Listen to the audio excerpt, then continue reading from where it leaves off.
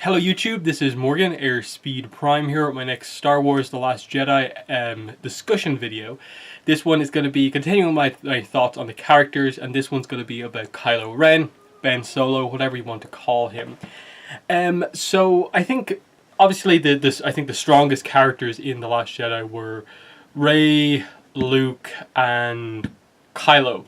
So he's in, I think, top three characters in this movie, and I think they did a really good job with the character here of obviously still maintaining him as a very complex character, but almost taking it in a slightly different direction than you expect, in that, yes, they played on the whole idea of maybe he's tempted towards the light, but then with how far they kind of doubled down on him making the kind of decision to stick with the First Order and kind of assume power himself, they very much led you in the direction of most characters by the end of this movie really having very little hope of being able to turn him, and him feeling like, yeah, he had the opportunity to get out, but he made the decisions to stick with it. He didn't go with Rey.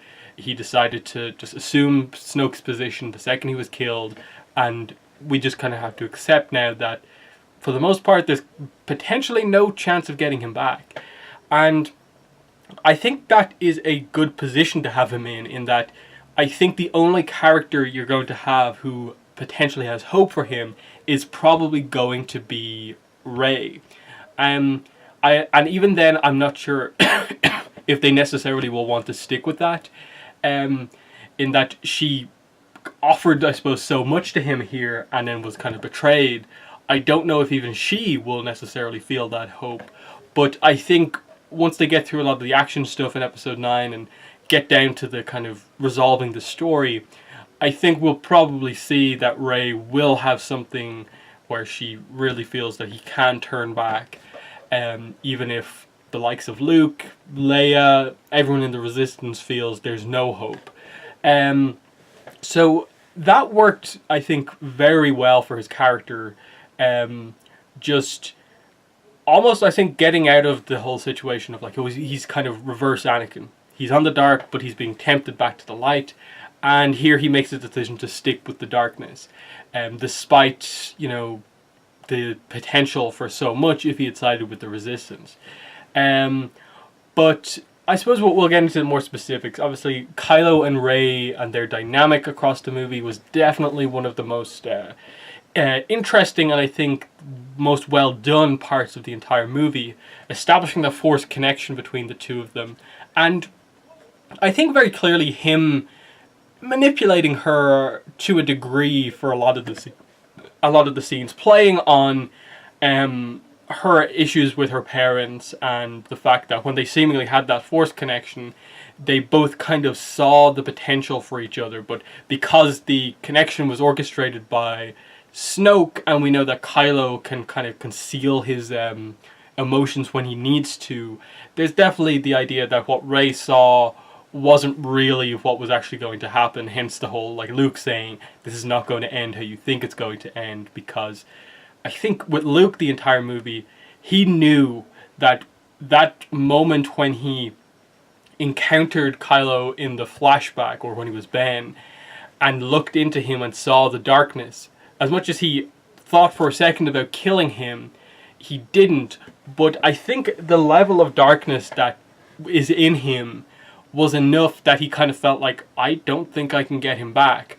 And I think that ends up being the big kind of talking point coming out of this movie now.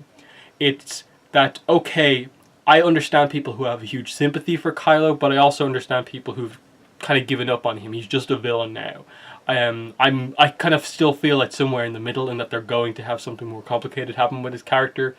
But I think for us to fully make a decision on him, we need to understand what exactly Snoke did to him, because that's, I think, now the big mystery. And I think while I complain about Snoke not being developed, I think it's that scene, the lack of any sort of a scene showing how Kylo got to this point is the problem. Because obviously in the prequels, we saw the moments of Palpatine kind of manipulating Anakin, and him bringing up the questions that eventually led to Anakin really, really going against the Jedi Order. we need to see what exactly Snoke said to Ben. And I suppose just little things like, how did Ben even ever meet Snoke? Because that ends up, I think, being this kind of big, huge, life-changing decision for him. The moment he had some sort of a conversation or discussion with Snoke before all of this craziness happened, and that connection was made, that's when it all kind of fell apart. And what exactly did Snoke do or say to Kylo to really turn him in this way? I get you kind of are more or less establishing that the Skywalkers, being so powerful, are in a way somewhat prone to, you know, these big swings, good and bad in the Force. So that's maybe a vulnerability that he had, but because they've spoken so vaguely around this, I think, key talking point at this point, like Luke is saying that there's darkness within in him that I can't change, and it still to this day hasn't changed. What is that? What's the core of why he is evil? Why he wants to be dark and doesn't want to be on the good guy side? Why he doesn't like the Jedi? Why he doesn't like the Sith? And so on. In that, as much as I think you can sort of maybe go down the road of feeling like, oh, from Kylo's perspective, he was in a way betrayed by both of his masters. That moment of Luke standing over him with the lightsaber, while I think, you know, he maybe overreacted, misinterpreted it, still, from his perspective, it's, is he going to kill me? How did this happen? Like, this is my uncle trying to do this to me. And then Snoke, obviously, kind of really just bringing him down every opportunity. The second he makes any sort of mistake, it's this, that, zap him with Force lightning, and just trying to constantly bring him down and maintain control over him. So both of his masters, you know, having issues there, and it prompts, of course, this kind of key character dynamic for him, of him wanting to destroy the past and kind of be his own thing going forward. So it's definitely an interesting one, because as this movie makes it very clear, the Jedi are not like the light side of the Force. The Sith are not the dark side of the Force. They just happen to both be like factions that use that side of the Force. Whereas what we have more here is Kylo separate from those, who happens to be like a dark side Force user, and then Rey, who is actually embracing being part of the Jedi, being a Jedi, but is also a light side Force user. So we'll see where that goes. And that I don't really think they'll go down the road of having Kylo become some sort of a Sith. I think it could be one of those things where if there's not a particularly strong reasoning behind like why he doesn't like the Sith, I think there might be an argument for, like, given that you're changing his name, he doesn't go by Ben anymore, he's calling himself Kylo Ren.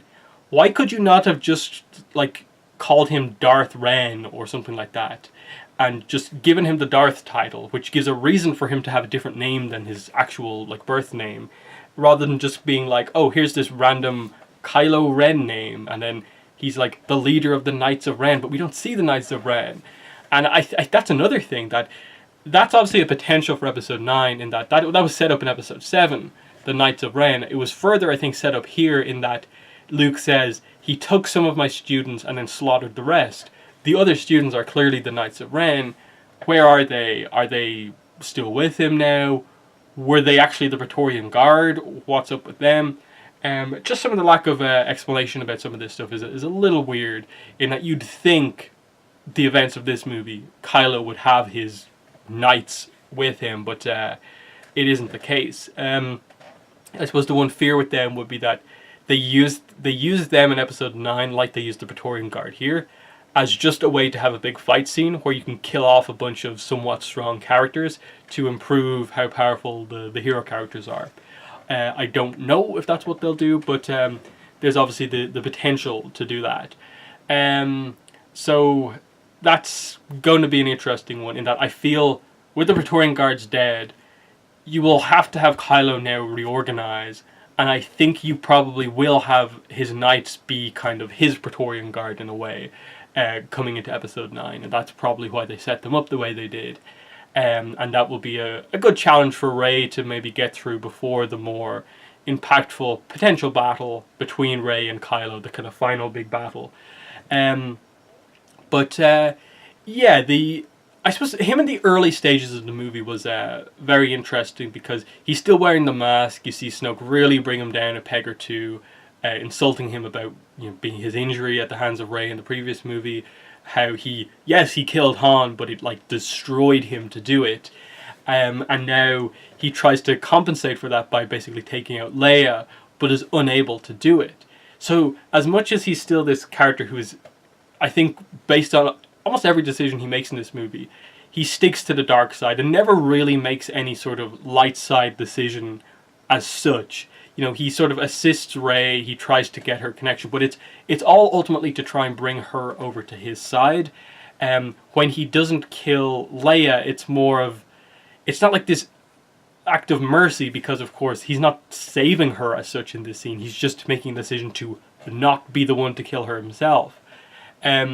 So it's all this kind of, I think, a lot of acting out of like selfishness on his part, and I think that's why it's such an interesting thing with his character, because as much as you are aware that he's not really doing anything good as such to really prompt sympathy from us, but he's complicated enough that we actually kind of care about how he got to being this way, and kind of care about where they're actually going to go with him as a character.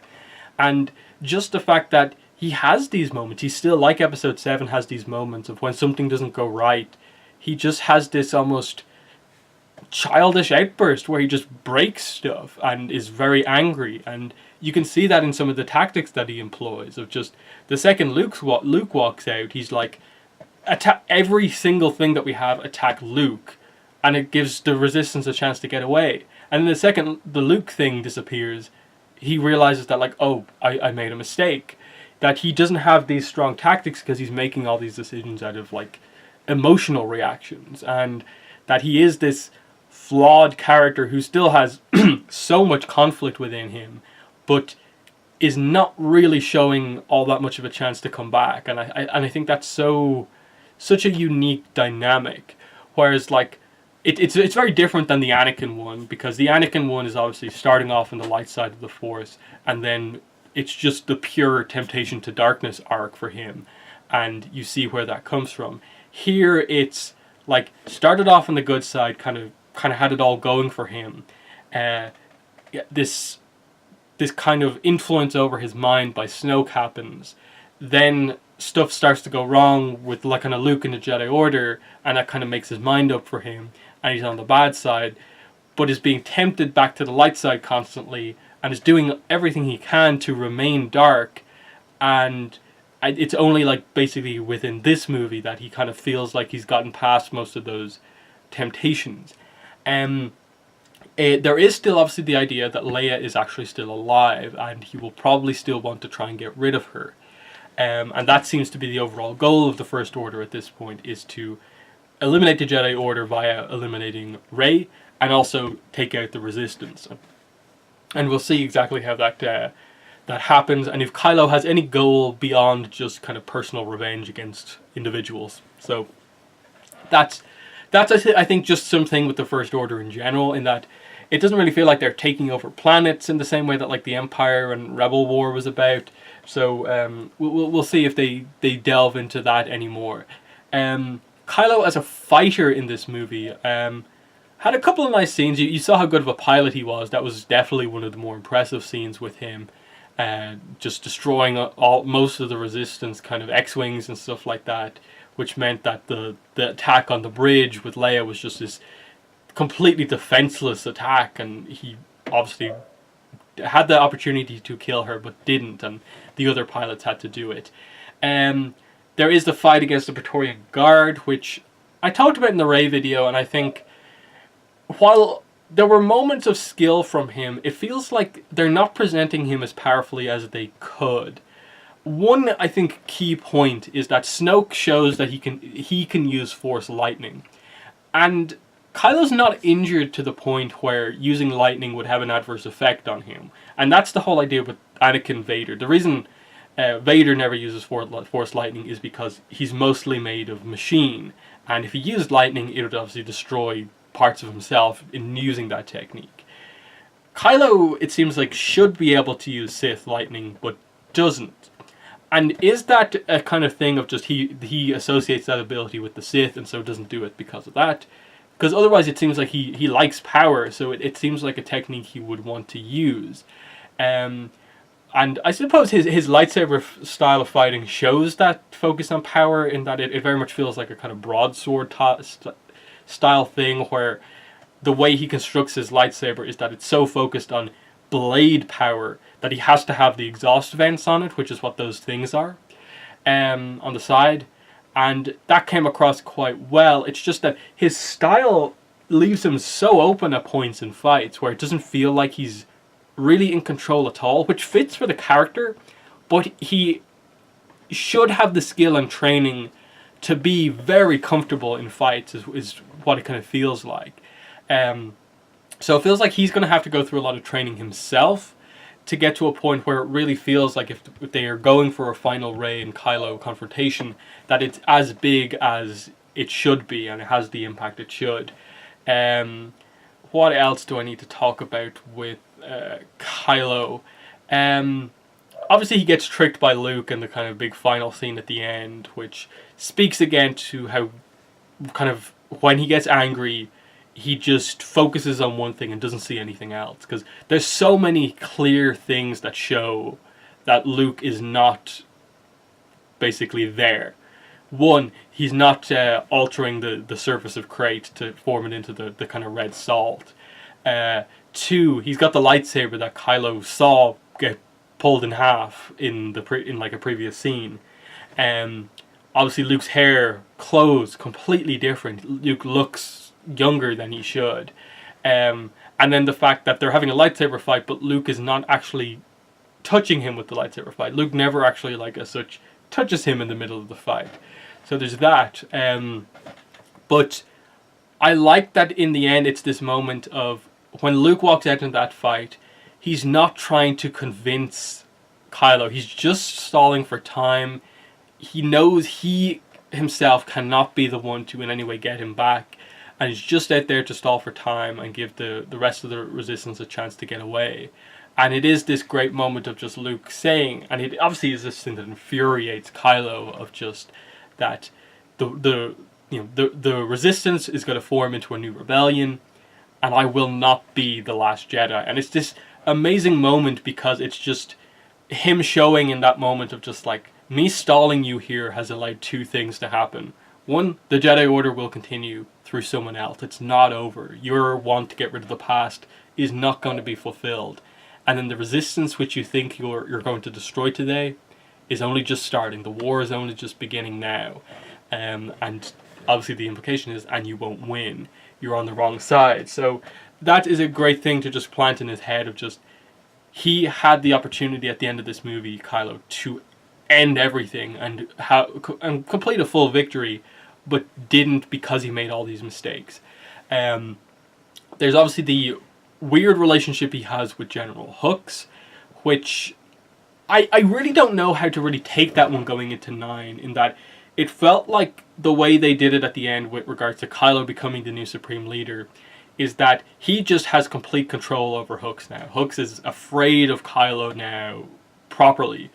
But at the same time, once Hux accepted that, he was still acting more or less the same way he usually did, where he would disagree with something that Kylo was doing and would just relay the order as well, like, stop firing, I think you got him, and stuff like that. He was going over kind of Kylo and Kylo accepting that. I don't know if they'll just have Kylo kill Hux or something like that, or Hux do something to Kylo, or not, because I think with Hux, you kind of have to say that like he's kind of like the most loyal First Order member. Kylo, I think, when you get down to it, probably doesn't really care as much about the ideals of the First Order as I think a lot of other people.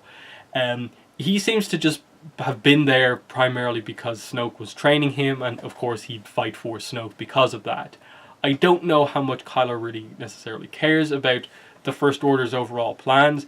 He just wants to get rid of the people he wants to get rid of, which is a much more simple kind of plan in that he doesn't seem to have these great political grand goals. It's just very simple, emotional focus, wants to get rid of the people he wants to get rid of. And that might actually make him in a way more dangerous than Snoke, because suddenly he's just going to be there to kind of take people out. He's not going to care about like resources or special tactics to allow certain things to happen. He's just going for the resistance. So that's going to be very interesting to see. And I suppose again, going back to Rey, I think I talked about kind of Rey towards Kylo, but Kylo towards her, I think he's still going to attempt to try and convince her to join him. And I think it's probably going to be something like where he feels that he'll gain a certain amount of power in between movies and that he can manipulate her, but it'll be her big kind of like Jedi Master moment of being able to repel whatever attack he delivers towards her. And it showed that they're now at this equal level, and their duel, their fight is going to really determine a lot of what's going on here. I don't really know how they're going to tackle the potential budding romance that was happening there to a degree.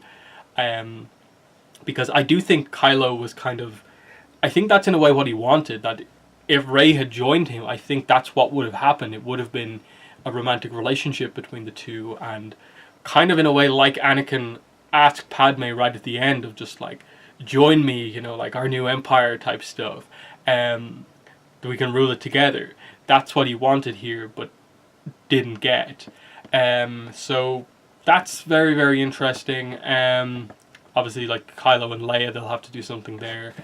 I don't know if they'll just go like, okay, Leia just died in between movies, or will they actually say like, in a previous battle, Kylo took an advantage and actually did manage to finally kill Leia.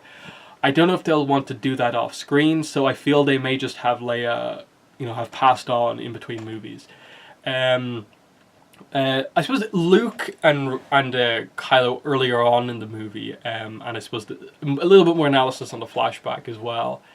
I think it was very noticeable that they only focused on basically like 10 seconds in the past. Like, it wasn't really a full featured flashback. They focused on 10 seconds and kind of the different interpretations of those 10 seconds. Luke's vague, basic idea of what happened, Kylo's interpretation of what happens, and then Luke's full interpretation, which is actually what happened. And nothing before or after that. Because obviously, like, we don't know, like, Luke's green lightsaber, Kylo's blue lightsaber, like, does he still have that if he needs it, or what? And as I've been talking about a lot in this video, the key moment of just Luke basically analyzing through the Force what's in Kylo's head and seeing nothing but darkness. How did that happen? What is that? That seems like a very undefined thing right now of just Snoke influenced him and he's gone now. We've lost him. That's what his parents basically said in Episode 7. Snoke's influence led to us kind of losing Ben. I think they need to explain something about what exactly happened there. I don't think is something that you can just dismiss as, it is not important for us to know it right now in the context of what's happening in the movie. That feels like a core defining thing for this character of just, this is what caused the darkness to happen within him. In the same way that for Anakin, it was his attachments and basically not being able to let go of the things he cared about that led him down to darkness. What did Snoke prompt that really led to, you know, the series of events that would eventually lead to Kylo turning on the Jedi Order? And it links, of course, into the Knights of Ren and the fact that they're kind of undefined as well. Where are they? What's going on? There's probably a little bit more of a story to tell there, and I feel if there is a flashback for Kylo in 9, it probably will be back to some of their initial meetings of what Snoke said to him in the past, and how that changed him, changed his view on things, and so on. So I'm pretty much going to wrap it up there. I think Kylo is a very, very interesting character because I think you can read it both ways. You can read it as just, here's a character who had opportunities in the past, had an opportunity within this movie, to make the right choice, to switch sides, become good, have the kind of reverse Anakin arc of going from darkness back to light, and didn't make that choice. Specifically chose not to do that, chose to assume power and still side with the First Order over the Resistance, and he's just a villain from here on out. There's no hope for him. Maybe Rey has a bit of hope for him, but that's it. His decision is made. Or you can view it much more sympathetically for Kylo, where you really kind of place a little bit more on Luke, that kind of like Rey alludes to, you know, did you create Kylo Ren? Did you, in doubting him and his ability to deal with the darkness inside him, make the choice up for him by doubting him in the first place? That maybe if Luke hadn't been there, if that scene in the tent never happened, Kylo would have just been fine. Maybe there's an influence of darkness on him, but there wouldn't have been that betrayal moment that led to what happened. But at the same time, I think it is one of those ones where, like, really, like, your uncle is hovering over you with a lightsaber for a second, and your immediate reaction is, of course, okay, defend yourself. But then force power the house down on top of you, destroy the temple, kill anyone who doesn't side with you, and then take a bunch of people with you as your group.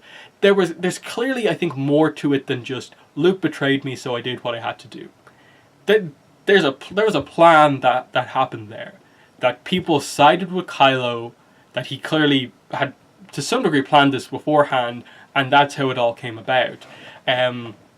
But from his perspective, I suppose, feeling like he's been betrayed. In this case, the belittlement from Snoke, Hux at times not respecting him at all, you know, maybe his parents, you know, obviously the whole idea of like Han being missing, maybe absent from his life for a long period of time. Though I don't know if we know if just he was absent from his life or just after the fall to Snoke, or even just him going to train with Luke, Han just left. And then Leia being a politician and her kind of name being somewhat smeared with the whole Darth Vader is her father reveal coming out, plus her being the leader of the Resistance and people questioning if that's the right way to go.